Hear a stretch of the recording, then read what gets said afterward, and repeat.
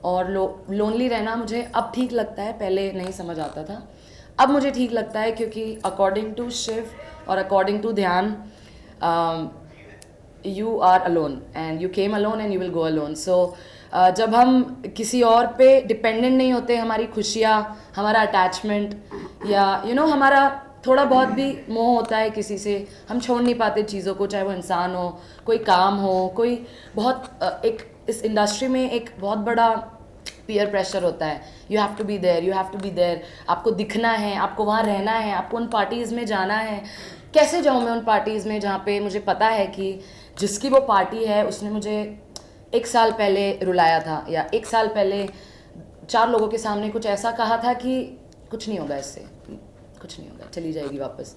तो I think उन लोगों के पास जाके नाचने में I don't think it makes sense. What makes sense to me is work in the studio day night.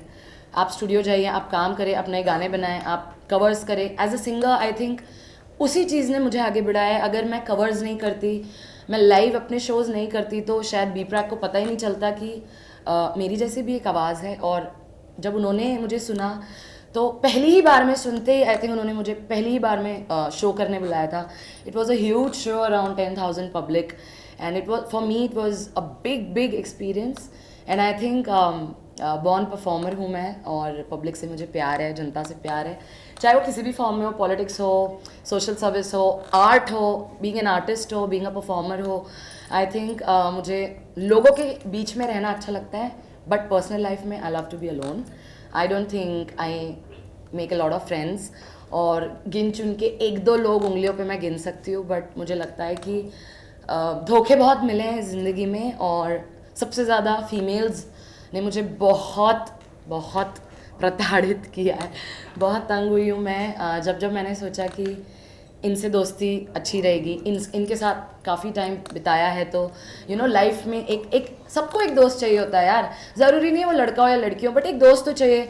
कभी मन किया कुछ खाने जाना है, कुछ शॉपिंग जाना है, कुछ you want do something. I feel unlucky, but then if I think spiritually, I think I am the blessed one. Unlucky इसलिए क्योंकि इस जनरेशन के अकॉर्डिंग आपके पास दोस्त होना, शोशा होना, एक जैसे रोडी स्प्लिट्सविला से जब हम निकलते हैं तो हमारे ग्रुप्स होते हैं जिसमें 8-10 लोग होते हैं, हर जगह साथ जाते हैं, हर जगह they socialise and they show the public that they are best friends. But हमसे पूछिए, हम जानते हैं क्या चलता है आपस में, कितना जहर होता है आपस में एक दूसरे के लिए. तो आई थिंक वो सब करने से बेटर है आप अपनी स्पिरिचुअल लाइफ में आगे बढ़ें, अपने करियर के लिए मेहनत करें. और मुझे लगता है कि मैं बहुत प्राउड हूँ खुद को लेकर, क्योंकि my mom dad are very basic people, बहुत सिंपल और बहुत बेसिक लोग हैं. तो जब भी घर जाती हूँ, उन्हें देखती हूँ, तो मुझे लगता है बहुत कुछ करना बाकी है. अभी तो शुरुआत है, और टचवुड ठीक चल रही है अभी ज़िंदगी. अच्छा मोड़ लिया है लाइफ ने, और भाई के सपोर्ट से, और प्रैक के सपोर्ट से, मयंक के सपोर्ट से, इनफैक्ट चीज़ें बहुत अच्छी शुरू हुई है. लाइफ अच्छे डायरेक्शन में जा रही है, एंड आई होप मेरे जो आने वाले सॉन्ग्स हैं वो आप लोगों को बहुत पसंद आएंगे, क्योंकि वो थोड़े से बोल्ड, सेक्सी, इंटरनेशनल हैं. And also international agencies have started approaching me. International collaboration में ऑलरेडी कर चुकी हूँ एक लंदन के आर्टिस्ट के साथ. So I just shot the song and came back 1 week ago. It's a big song for big label, and people from Hollywood have already approached me, क्योंकि nobody in Bollywood, I don't think Bollywood में कोई भी ऐसी playback singer है जिसके body पे बहुत सारे टैटूज़ है, आवर ग्लास फिगर है, अपनी बॉडी मेंटेन रखती है वो. और ऐसा नहीं है कि सिर्फ पर्सनालिटी है, but when it comes to singing, अभी मेरा गला थोड़ा ख़राब है, प्लीज़ जज मत करना, but when it comes to singing मुझे पता है मैं कितनी मेहनत करती हूँ, चाहे वो किसी भी किस्म का गाना हो. एक फ़िल्म अभी आ रही है सतीश कौशिक जी की, उनके लिए एक प्लेबैक, मतलब मेरा पहला प्लेबैक है वो, उनके लिए मैंने एक सॉन्ग गाया है तोशी साबरी के साथ. दूसरी फिल्म जिसमें मैं अभी गई हूँ वो है मिस्टर प्रकाश झा, उन पे पिक्चराइज हो रहा है वो. विशाल भारद्वाज का म्यूज़िक है.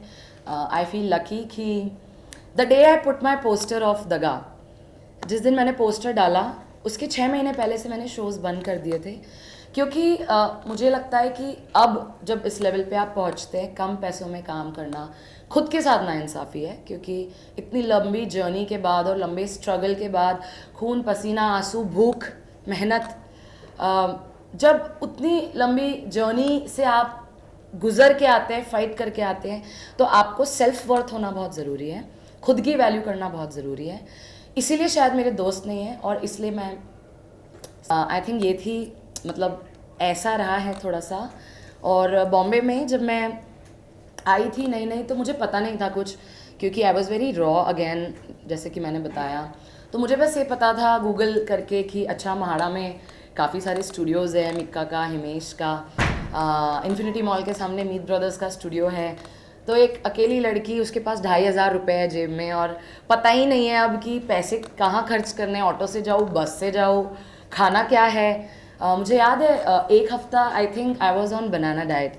आई use to eat banana in the morning and I use to eat banana in the evening. उसके बाद जब छोटा सा जॉब किया 5000 रुपये का, फिर वड़ा पाव पे आई, फिर मैंने सुबह वड़ा पाव खाया, शाम को वड़ा पाव खाया, वो भी एक हफ्ता चला, फिर मैं खिचड़ी पे आई।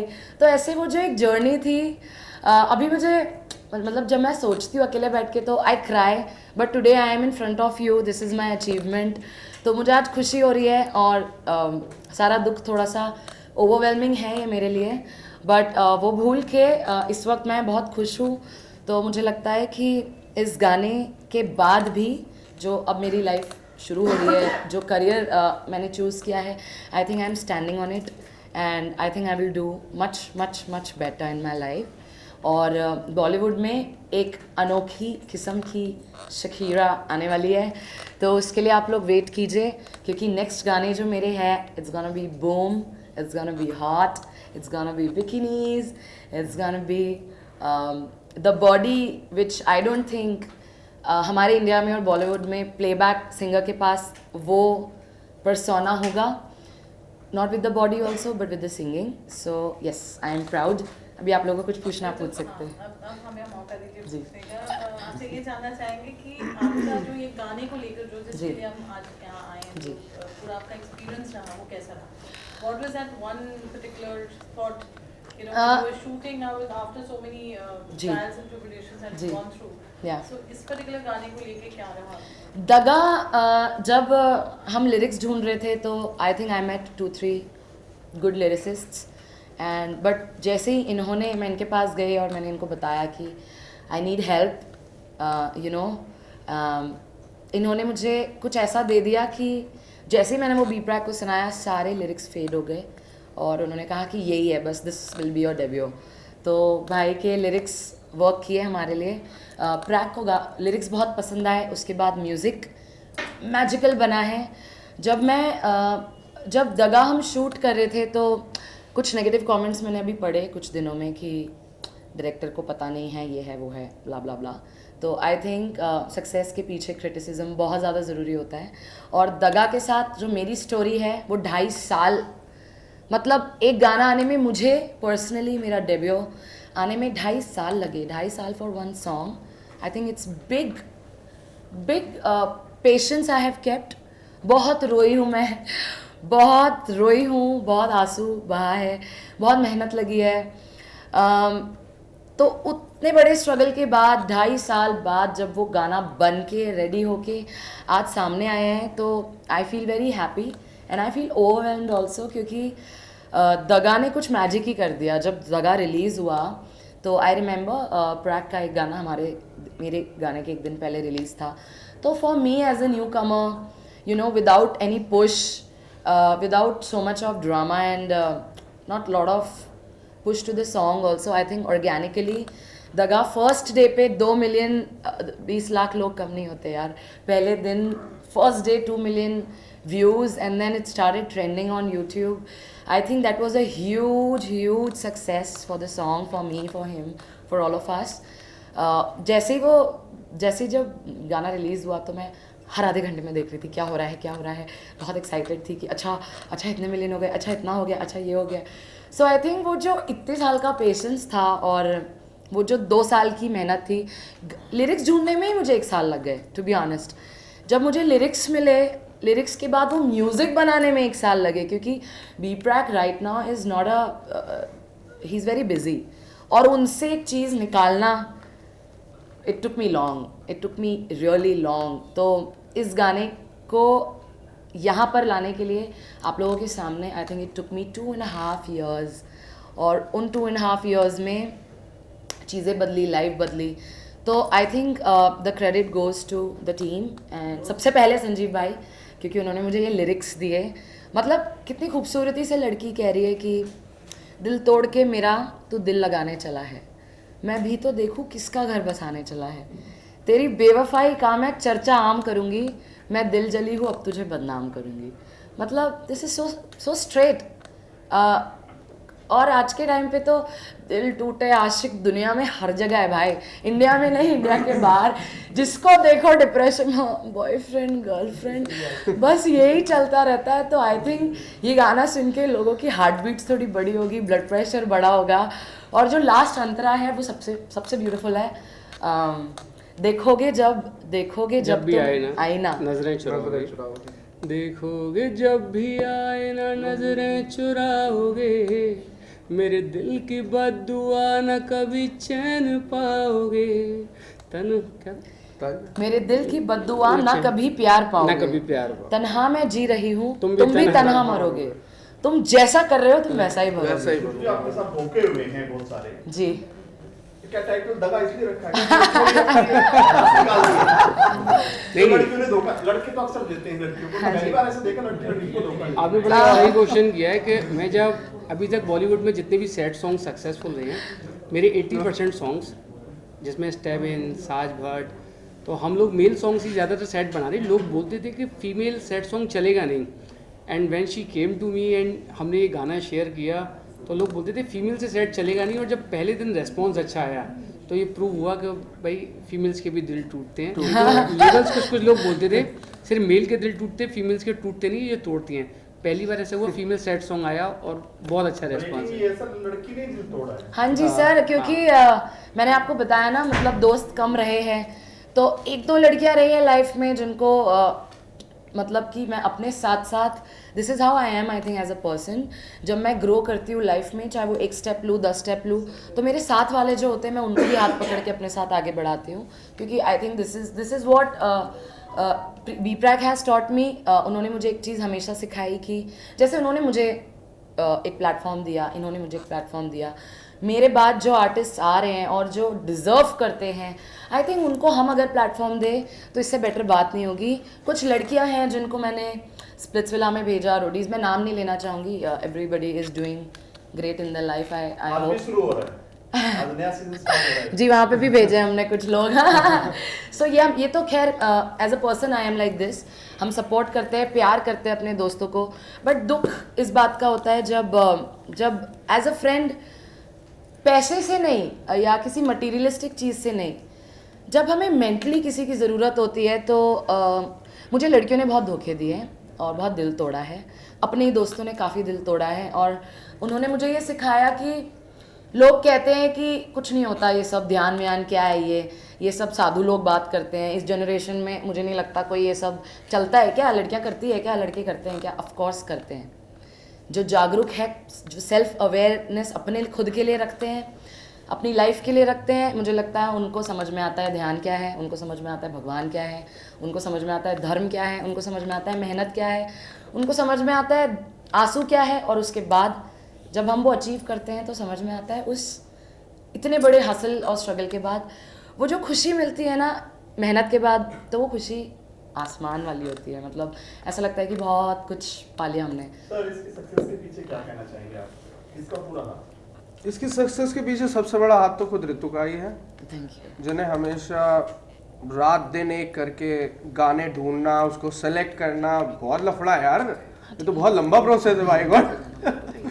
स्टार्ट करना, सेलेक्ट करना, म्यूजिक कंपोज करना, लोकेशन चूज करना, डायरेक्टर रखना, को एक्टर रखना, क्रू मैनेज करना, मीडिया मैनेज करना। टाइटल कैसे मैनेज आया आपको कि दगा? ये भी बहुत दगा देते हैं यार, बड़ी बार ये भी बहुत सर देखो आपका भी ब्रेकअप हुआ होगा, और ऐसे बी प्रैक के और बी प्रैक के जोनर की हैं ये लोग, तो बी प्रैक चलते कि इसमें जिसमें दिल टूटे होते हैं, रोने पीटने वाले गाने। रोने पिटने वाले गाने हैं। अभी आप मानोगे नहीं, रिसेंट में जब ये सॉन्ग लॉन्च हुआ तो मैं बैठा हुआ था अपने एक फ्रेंड के साथ, उसकी अभी भी रिसेंट में लव मैरिज हुई है। मैंने कहा यार कैसा लगा गाना? कहता यार बहुत अच्छा है। मैंने कहा गाना तो दगा है तेरे को, क्यों अच्छा लगा? कहने लगा यार फील हो रहा था अंदर से। वो अपने जोर में पहुंच गया अपने पहले ब्रेकअप पे। यही अचीवमेंट है गाने की। मीडिया में जरा वो